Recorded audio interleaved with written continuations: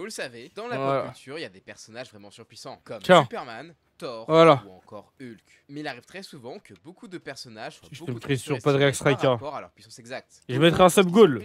Alors que c'est clairement des fraudes. Allez, il est temps de voir quels sont les super-héros. Vu que vous voulez tant de ces réacts de noir, voilà. À ces persos surestimés, laisse-moi te parler d'un jeu qui, lui, mérite clairement ton attention. Crystal of Atlan, mais de la pop culture, mais timecode là. Pour vous, c'est qui le super-héros le plus surcoté? J'ai déjà parlé en long, en large et en travers. Et pour les autres, eh bien, désolé de vous choquer, mais Flash, en vrai, il est grandement surestimé. En même temps, beaucoup de gens pensent qu'il est plus rapide, genre plus rapide que la téléportation. Je déteste tout le monde avec l'Infinity Pass Punch ou en passant à travers ses ennemis et que s'il galère, il peut toujours remonter dans le temps pour reboot tout ça. Bon.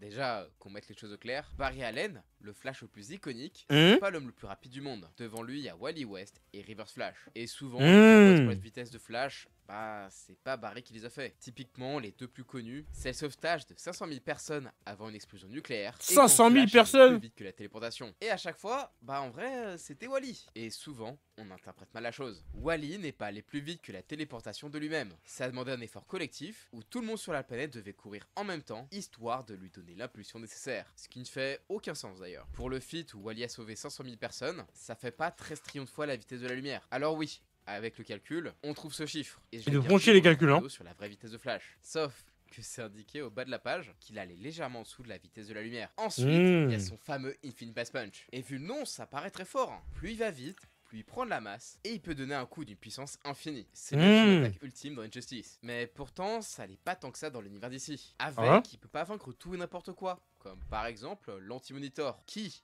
même après, sans Infinite Mass Punch, bah il était pas du tout KO. Là, Flash, il a juste pété un bout de dent. Après, toute proportion gardée, hein. Ça reste un coup de poing très fort, et l'Anti-Monitor, c'est pas un petit du quartier. Hein. C'est un véritable monstre de puissance qui peut tanker pas mal de héros en même temps. Mais si on compare tout ça avec une patate d'un Superman alternatif, qui se passe dans le même comics, bah tu vois que l'attaque ultime de Flash, bah elle fait pas le figure, vu que l'homme d'acier a bien détruit une bonne partie de l'armure en un seul coup. Et une de ses dernières capacités que l'on voit souvent ressortir à cause de la Snyder Cut, c'est sa capacité à remonter le temps. Mais encore une fois, c'est pas comme vous le pensez. Flash ne peut pas vraiment remonter dans le temps juste en courant. Enfin, si, mais il sera pas du tout précis avec. Pour cela, il lui faut son tapis cosmique. Donc non, il peut pas, après une défaite, juste remonter un poids dans le temps, comme ça, facilement, pour se donner une seconde chance. S'il le fait sans, c'est assez hasardeux, et il pourrait très bien se faire courser par Black Flash, qui, je le rappelle, est plus rapide que lui. Et c'est ce qui fait d'ailleurs la principale différence avec son homologue Reverse Flash, qui lui, le fait les doigts dans le nez. Donc désolé, mais non, Flash ou Reverse Flash ne peut pas se faire la Justice League au petit-déj. Et les spicers ne sont pas ultra pétés. Pour vous dire, la plupart des héros de la Justice League se déplacent tous à la vitesse de la lumière. Et il n'y a pas une différence abyssale en vitesse de combat. Et pour vous donner une idée,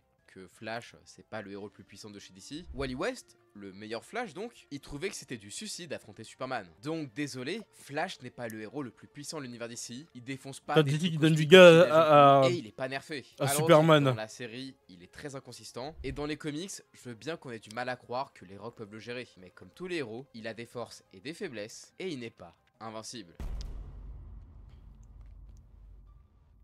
Alors, pourquoi je dis Omni-Man et par association, les Viltrumites sont autant surestimés? Eh bien c'est simple. Invincible, c'est une œuvre très populaire de nos jours grâce à l'animé. Donc évidemment, ça joue beaucoup sur l'imaginaire commun. D'ailleurs, si Superman le héros de l'humanité. Enfin bref, les Viltrumites sont surtout aussi surestimés. Le super-héros des PNJ, présenté pendant une bonne partie de la série comme étant surpuissant par rapport à tout le reste. Non, ça vraiment me fait chier moi. C'est une vraie menace. Pour rappel, une des premières choses qu'on voit faire, c'est défoncer bien comme il faut tous les gardiens du globe, soit les plus forts de la Terre, ou du moins l'équipe la plus forte sur Terre, qu'on voit un peu comme l'équivalent de la Justice League. Et il les a juste détruits en 2 minutes. Au début de la série, Omni-Man est au-dessus d'absolument tout le monde, et il est très impressionnant, comme lorsqu'il a ravagé la dimension des Flaxans en ne montrant aucune pitié. Donc, vu qu'Omni-Man est présenté comme The Menace pendant une bonne partie de la série, qu'il est charismatique et qu'il a un design vraiment cool, ça se fait que les fans se sont un peu trop hype et se disent que les Viltrumites, ils sont beaucoup trop forts. Puis bon, Omni-Man défonce une version low cost de la Justice League, donc c'est évident qu'on se demande s'il est plus puissant que Superman ou d'autres super-héros. Direct après la série, j'ai vu des débats pour savoir s'il est plus fort que Goku ou Superman. Et c'est logique qu'on y pense. En vrai, pour vous, c'est qui le personnage le plus fort des... Un petit peu comme les Saiyans. Et du coup, on se demande également qu'est-ce qui se de l'univers dessiné. En même temps, en termes de pouvoir, ils se mettent bien avec le pack Kilou, merci pour le sub. Force, vitesse, résistance et endurance. Neymar, voyager dans le vide spatial en retenant leur respiration jusqu'à max 2 semaines. Bref, C'est des Superman, mais sans les lasers, le souffle et l'ouïe. En dehors de ça, ils sont D'avoir extrêmement dit. durs à tuer et peuvent survivre à bien des blessures qui ont l'air pourtant mortelles. Ils vivent Doctor d'ailleurs Strange, très là. longtemps et deviennent plus forts en vieillissant ou en repoussant leurs limites. Ouais.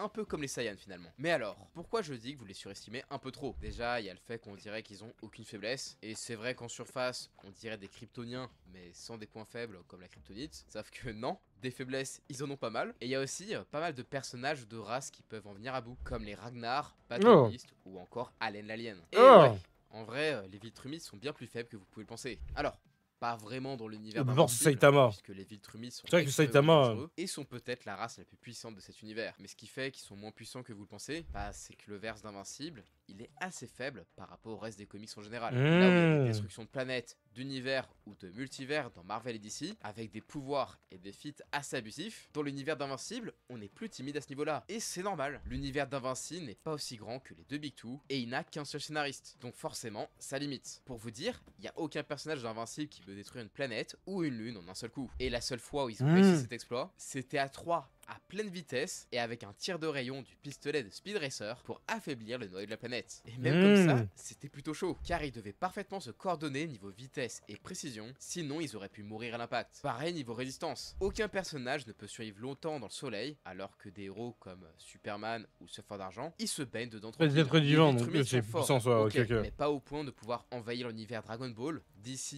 Marvel ou encore God of War. Et Ça, jamais techniquement, le He-Man plus ne puissant, pourra c'est faire le. Superman. Et après, si vous voulez plus de détails, je vous renvoie vers cette vidéo. Mais bon, même Comment si il s'appelle, là?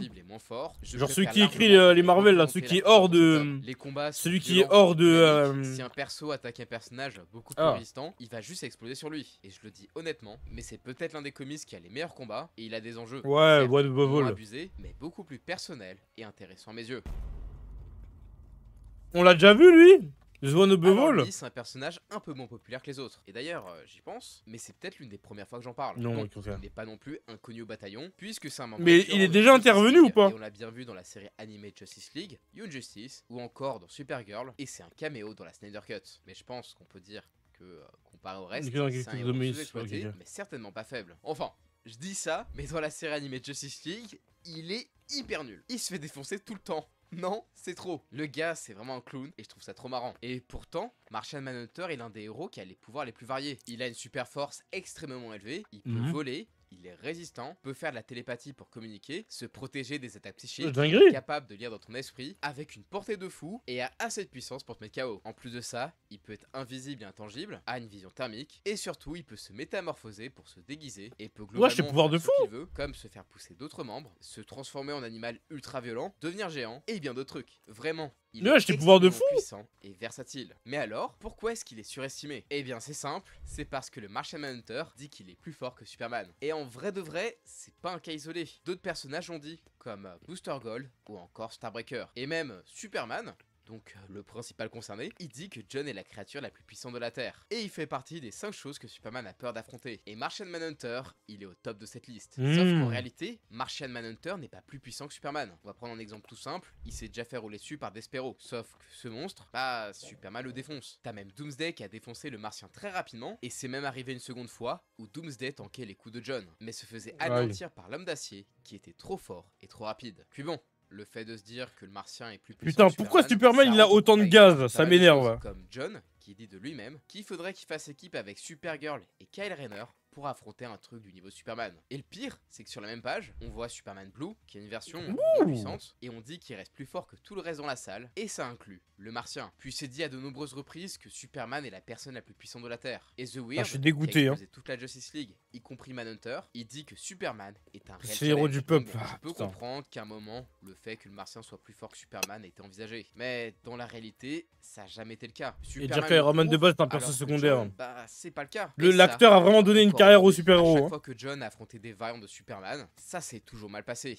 Et dans l'univers principal, Martian Manhunter n'a rien pu faire contre Superboy ou encore. Il a déjà vraiment donné une carrière à Iron Man. Hein. Il a raison. Pas sur Superman. Et je finis avec la citation d'un pote à qui j'ai demandé un avis sur Martian Manhunter. Je préfère en rire de ce perso, à part pleurer et dire qu'il est l'égal de Superman, il n'a jamais rien accompli. Cite-moi 3 persos puissants qu'il a battus dans le canon, moi, j'y arrive pas perso.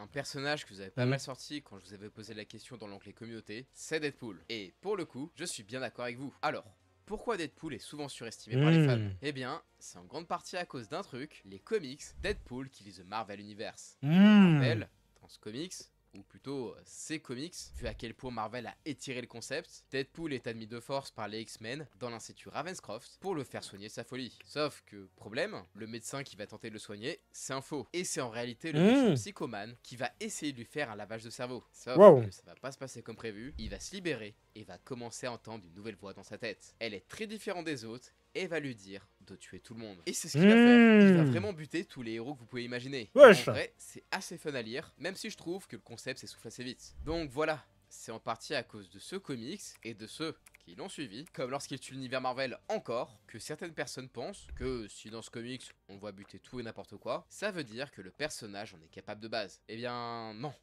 Pas du tout en vrai. La façon dont il tue tous les héros dans ce comics, c'est pas du tout représentatif de la réalité. Genre Thor qui meurt écrasé par son marteau devenu géant, ou genre Dr. Doom qui tue en arrière-plan, comme si de rien n'était. Non mais MDR, ça n'arriverait jamais de base. Pour rappel, Deadpool, c'est un petit peu un héros street level. On le voit principalement dans des histoires qui se déroulent à hauteur d'homme. Et c'est assez rare qu'il affronte des gros trucs, comme Thanos par exemple. Alors, c'est déjà arrivé, et c'était un petit peu un no match, car là, le titan fou, il a bien écrasé au sol. Et puis, quand ils s'affrontent vraiment, ils sont tous les deux pas dans leur état normal. Thanos était l'avatar de la mort, et Deadpool, celui de la vie. Mais surtout, c'est pas représentatif du personnage. Il a des fois des boosts de puissance, mais c'est seulement pour coller aux histoires dans lesquelles il apparaît, qui sont fun et décalé. À la base, Deadpool, il est pas si fort, je le redis, mais il a un niveau un peu équivalent à Taskmaster. À son niveau, il est fort, genre en 1v1, tu vas sûrement bien galérer contre lui, même si t'es très fort au combat. Mais à part ça, c'est tout. Puis bon, ce qui fait la force du personnage, c'est son facteur auto-guérisseur. Mais pareil, c'est pas non plus surcheaté. Si tu le coupes en morceaux, qui fait le message. Et on a déjà vu que le truc assez puissant, comme un éclair de Thor, ça peut le réduire en cendres très facilement, comme ça, tranquille. Deadpool est certes c'est ta sergo, tu vas tant enculer. ses cellules est en vie, mais contrairement à Wolverine, par exemple, bah il est pas indestructible. Il a en soi la résistance d'un être humain basique, mais vu qu'il a une régène, bah en vrai, ça compense. Typiquement, l'explosion de Nitro qui a réduit Logan à l'état de squelette, bah si Deadpool était à sa place, il aurait été foutu. Donc non, Deadpool est pas si fort que ça. Il peut pas tuer tout et n'importe quoi parce qu'il y arrive dans sa massacrologie. Et en vrai, je pense juste que les autres personnages de cet univers, ils sont juste complètement nuls ou nerfés par rapport à leur version 616. C'est pas possible autrement. Ok. Je suis désolé pour les fans de Wanda. Oh, Wanda. Pas forcément toute puissante. La Wanda, hein. Si on devait se demander pourquoi la reine, hein. qu'elle est surcheatée, c'est par rapport aux fameux No More Mutant dans les comics. Et aussi le fait que c'est un être omniversel, vu que c'est quoi ça, No More Mutant? Genre elle a dit plus de mutants, ils ont tous disparu. Elle a bien mis à mal Thanos, a détruit une pierre de l'infini, et dans Multiverse of Madness, elle est surpuissante. Bien plus que Strange et que les Illuminati, et c'était une menace pour le multivers. Bon. Après, en gros, c'est une dinguerie de faire ça. Multiverse of Madness, le Darkhold la corrompait et amplifiait ses pouvoirs. Et c'est comme ça que le Strange des Illuminati ait pu vaincre Thanos en solo. Alors que pour celui qu'on connaissait, c'était pas trop ça, on va dire. En comics, Wanda est l'un des personnages qui a le plus évolué en termes de capacité. D'abord mutante avec des pouvoirs de manipulation des probabilités, on a appris qu'en fait, elle était pas une mutante et que ses pouvoirs, bah, c'est vraiment de la magie. Et d'ailleurs, elle a 3 types de magie. Elle maîtrise l'énergie du chaos, le Hex qui modifie la réalité, et enfin la sorcellerie où elle peut faire diverses incantations. C'est un personnage assez complet et puissant, avec des feats assez fous, comme one-shot les Avengers et les X-Men quand ils s'étaient occupés à se battre. Non, sans déconner, elle les a juste endormis directement. Elle a aussi été capable de vaincre Magic, qui avait pourtant une partie de la Force Phoenix, et elle a su retenir et a bien affronté les Avengers corrompus par le Darkhold. Et d'ailleurs, elle enferme des démons dans des terrariums où en fait c'est juste une dimension, ils affrontent Wanda et ils pensent avoir gagné. Genre elle s'est prise pour Itachi. Enfin bref, elle est très puissante et elle peut faire pas mal de choses. Mais pourquoi est-ce que je la trouve surestimée? Eh bien c'est simple, la plupart des feats que les gens prennent pour dire que c'est la plus puissante sont, lorsqu'elle est boostée, soit par la Life Force, soit par Kton. Oui, la sorcière rouge a pu invoquer un Dormammu, une armée d'Ultron, ou a modifié la réalité pour faire la dimension House of M et le fameux plus de mutants. Sauf que tout ça, c'était lorsqu'il avait la Life Force qui boostait considérablement ses pouvoirs. Ça, on l'apprend plus tard, puisque c'est Dr. Doom qui l'avait manipulé. Donc non, désolé, mais elle peut pas t'effacer de la réalité comme elle le souhaite. Et heureusement d'ailleurs. Ensuite, pour Kton, elle l'utilisait comme source de ses pouvoirs pendant un temps. Un peu comme Kyuubi dans Naruto. Lui, il lui donnait des pouvoirs démoniaques surboostés en tant qu'incarnation vivante de Darkhold. Sauf qu'aujourd'hui, elle est plus le réceptacle de cette entité. Mais même sans ça, elle reste très dangereuse, et d'après Deadpool, c'est l'Avengers le plus dangereux. Et d'après les dires de Wanda, elle peut potentiellement faire disparaître les mutants une seconde seconde fois si elle a du temps et une source de pouvoir assez grande. Mais malheureusement, ce qui fait que le personnage n'est pas trop craqué et n'est pas surpuissant, c'est qu'elle est trop fragile. Alors, pas émotionnellement, puisque ça, c'était avant, mais elle reste une humaine. Genre, tu lui envoies un truc un peu puissant, comme Thor, par exemple, et elle peut rien faire. Elle avoue elle-même qu'elle peut pas le vaincre dans un conflit direct. Elle a besoin d'un peu de temps et de l'aide d'Avok pour empêcher le dieu d'arriver jusqu'à elle. Et puis après, elle a utilisé tout son pouvoir pour le dégager. Genre, elle a pas pu le one-shot, hein. Elle a juste sorti du combat, et le pire dans l'histoire, c'est que Thor, il était même pas en pleine possession de ses capacités. Donc voilà, elle peut pas effacer quelqu'un de la réalité, et c'est un peu... C'est juste une Boomerang quoi, ouais en gros hein. Elle mourra. Néanmoins, ça reste un personnage très puissant, avec sa magie très OP. Mais bon, la magie c'est tellement inconsistant en comics, que ça explique également comment ça se fait qu'elle ait l'air si puissante, alors qu'en fait, elle est pas si craquée que ça.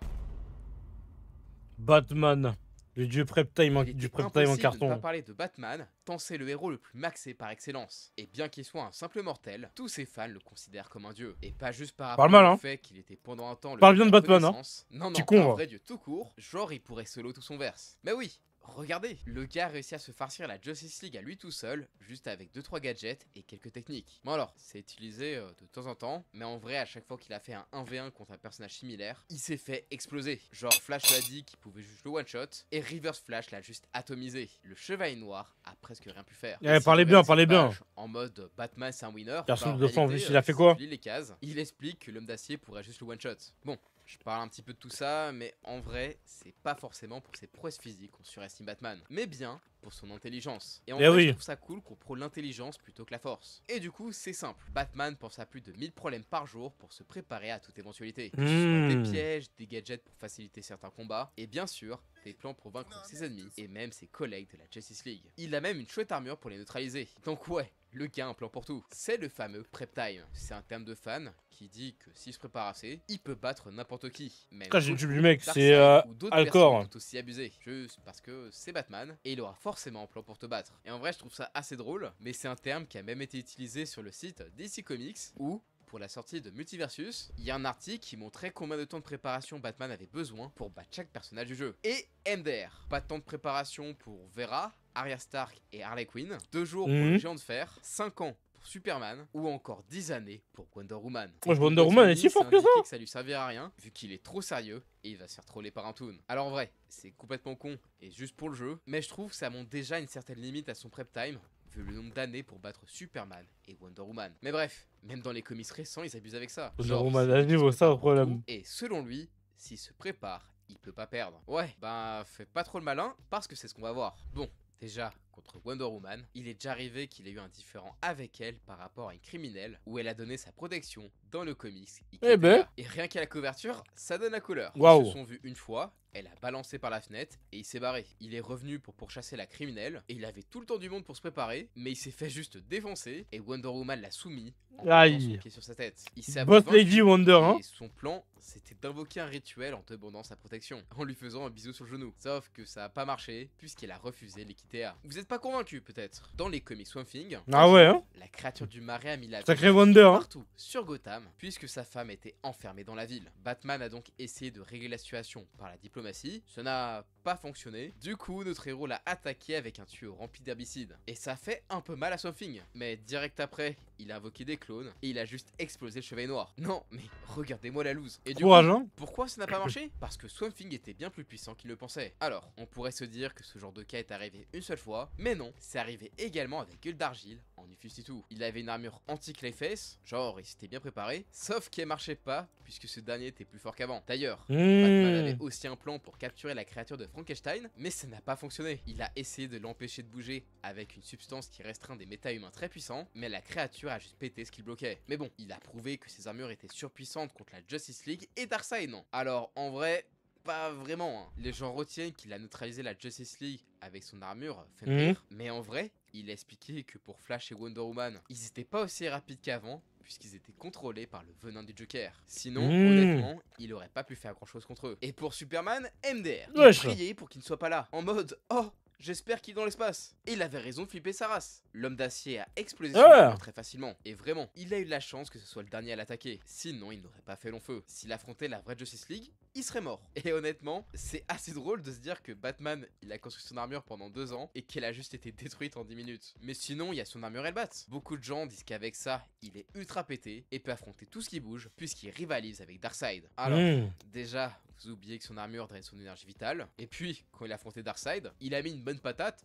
Ça, je dis pas, hein. Mais pour le reste, il se faisait exploser. Enfin, clairement, le Batman avec Prep Time n'est pas invincible. Et Batman, c'est pas un dieu. Hein. Ça lui arrive de se planter, et ça arrive assez fréquemment que des plans de fou, comme Brother Eye, ses plans anti-Justice League, ou sa personnalité de secours, qui est le Batman de The Runner, se retourne contre lui. Mais genre, vraiment fort en plus. Comme lorsque The Runner a créé Facesafe, le robot planificateur ultime, qui s'est bien tourné contre lui. C'est peut-être l'une des personnes les plus intelligentes de son univers, et est un excellent stratège, mais il reste humain, et a des défauts. Et en vrai, heureusement, parce que s'il était aussi OP que les gens l'imaginent, ces histoires n'auraient juste aucun intérêt, vu qu'il a juste un plan pour tout. Enfin, à moins de faire comme le Batman 66, où là, au moins, c'était drôle. Et en vrai, si tous ces personnages sont autant surestimés, c'est autant parce qu'ils sont appréciés qu'à cause des médias où ils apparaissent. Forcément, comme les comics, c'est généralement d'histoires fleuves, c'est voué à être inconsistant en fonction des époques, et c'est normal. Et puis bon, on va pas se mentir, hein, si nos persos favoris étaient tous aussi puissants qu'on le pense, leurs histoires n'auraient vraiment plus aucun intérêt. On se ferait chier et tout serait réglé en 2 secondes. C'est pas pour rien qu'on croit jamais des entités cosmiques toutes puissantes et qu'il n'y a pas de vraies histoires sur elles. Ça serait pas intéressant. Nos héros, on veut les voir galérer. C'est ça qui est fun. Bon, enfin, sauf quand les auteurs ils abusent, comme avec Spider-Man. Hein. Cœur sur toi, mon Peter. Mais bref. Pour vous, quel super-héros ou vilain serait en trop surestimé